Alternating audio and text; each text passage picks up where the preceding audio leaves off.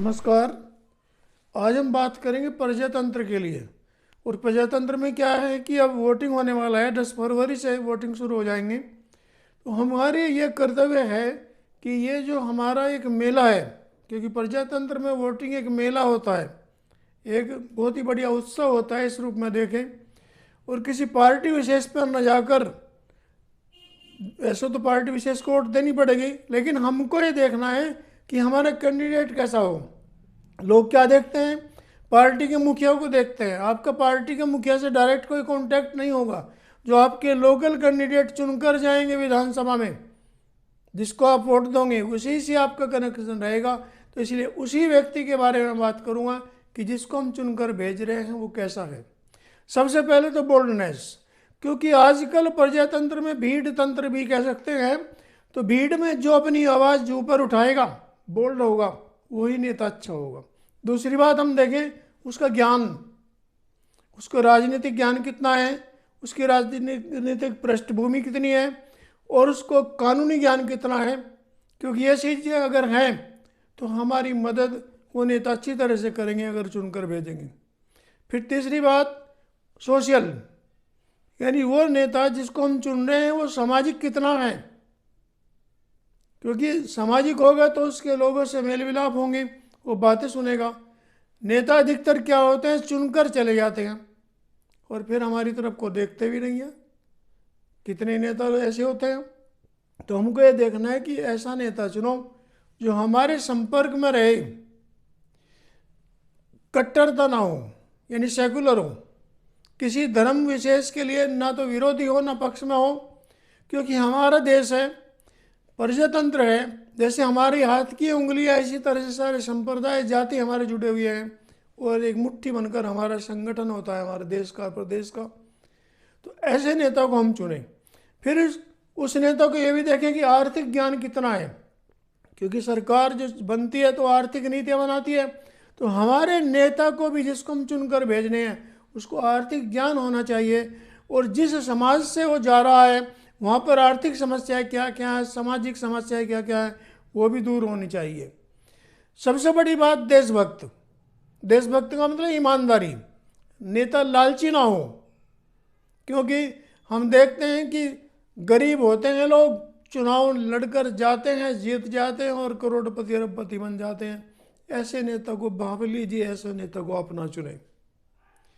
और प्रजातंत्र एक मेला है, बिना किसी पक्ष के, बिना किसी भेदभाव के, चाहे किसी पार्टी का नेता क्यों ना हो, आप उसे वोट दें जो अच्छा है। लेकिन साथ ही पार्टी की नीति भी देखें, क्योंकि हमने नेता तो चुनकर भेज दिया, लेकिन पार्टी की नीति क्या है ये भी देखना जरूरी है। उसमें हमारा हित कितना है ये भी देखें। अब जैसे सबसे बड़ा मुद्दा हमारा शिक्षा का है, शिक्षा महंगी होती जा रही है, तो ऐसी पार्टी को चुने जो शिक्षा को सस्ता करे।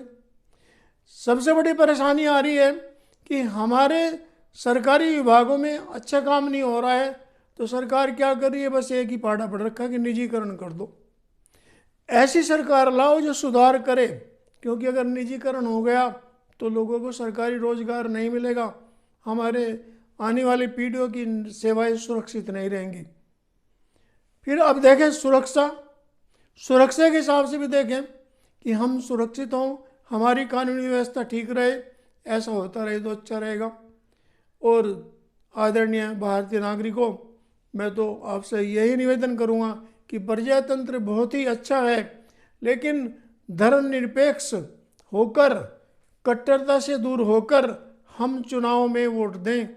क्योंकि संप्रदाय जातियां होती है, उनको वहीं तक सीमित रखें जहाँ तक हैं। जब देश की एकता का सवाल आए, देश की उन्नति का सवाल आए, तो ये बातें ना उठे। वे लोग जो जाति या कट्टरता को महत्व दे रहे हैं, उनकी तरफ आप देखे भी ना वोट देना तो दूर की बात है। मैं किसी का नाम नहीं ले रहा हूँ, क्योंकि राजनीति सब तरह की होती है। और क्योंकि मैकियावेली राजनीतिज्ञ, उन्होंने कहा है कि प्रजातंत्र मूर्खों के लिए, मूर्खों के द्वारा मूर्खों की सरकार है। तो हमें क्या करना है, ऐसे नेता को चुनना है जो हमारा मूर्ख ना बनाए, और ऐसे नेता को भी चुनना है कि वो मूर्ख ना हो। क्योंकि केवल अपने राजनीतिक लाभ के लिए कोई भी किसी तरह का ऐसा टॉपिक छेड़ देते हैं, जनता विकास भूल जाती है, केवल उसी काम में लग जाती है, जो एक क्रियाशील लोग बन जाते हैं। तो हमें टोटल मिलाकर हम जो आने वाले चुनाव चल रहे होंगे उनमें उसको वोट दें जो हमारी इन सब बातों का ध्यान रखे। शिक्षा, सुरक्षा, बेरोजगारी दूर हो, शिक्षा अच्छी हो, ये सब ध्यान रखना है। और सामाजिक भाईचारा भी बने, क्योंकि अगर सामाजिक भाईचारा नहीं है तो सब बेकार है। तो हमें, क्योंकि हमारे संविधान की प्रस्तावना में लिखा हुआ है धर्मनिरपेक्ष भारत, तो कानूनी व्यवस्था भी ठीक रहे, धर्मनिरपेक्षता भी रहे। क्योंकि जैसे हिंदू मुस्लिम की बात लोग छेड़ते हैं, ना तो हिंदू का मुसलमान के बिना काम चले, ना मुस्लिम का हिंदू के बिना काम चले। सब एक दूसरे से जुड़े हुए हैं, सब एक दूसरे की आवश्यकता है। तो इन सब बातों को देखते हुए आपके पास में शक्ति है, मत की शक्ति है, मतदान की शक्ति, सरकार बदलने की पावर आपके हाथ में है। इसलिए उसको वोट दे जो हमारी उन्नति की सोचे, जो हमारे विकास की सोचे, जो हमें भाईचारा बनाए रखे हमारे देश में, और हम सब तरह से खुशहाल रहेंगे, कहीं कोई पक्षपात किसी तरह का ना हो। क्योंकि धर्म की कट्टरता विनाशक होगी हमारे लिए, संप्रदाय की कट्टरता विनाशक होगी हमारे लिए। हमें बहुत सोच समझ कर देशभक्ति की भावना रखते हुए ऐसे व्यक्ति को वोट देना है जो हमें पूरी तरह से सुरक्षित रखे, हमारा विकास करे। और महंगाई सबसे बड़ा मुद्दा है, किसान की दशा सबसे बड़े मुद्दे हैं। क्योंकि हम देख रहे हैं कि एक छोटी सी बात है कि कई वर्षों में किसान के गन्ने का रेट बढ़ा है, एक बीडी के मंडल जितना रेट बढ़ा है, बीडी का मंडल 25-26 रुपये का आता है।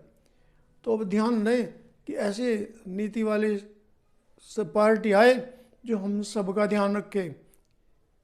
पूंजीवादी व्यवस्था जरूरी है, लेकिन पूंजीवादियों का जो फेवर कर रहे हैं उनको आप वोट ना दें, वोट उनको दें जो हमारा ध्यान रखे और लालची ना हो, किसी तरह की कोई भेदभाव ना करें, ऐसे व्यक्ति को वोट दें। इसी बात को कहते हैं, मैं आपसे फिर सलाह दूंगा अंत में कि वोट जरूर करें, वोट हमारा अधिकार है। सरकार बदली जाए तो बदले, नहीं बदली तो अब सोचें हमें क्या करना है, ऐसे व्यक्ति को वोट देना है जो हमारा भला करे। Thank you for watching my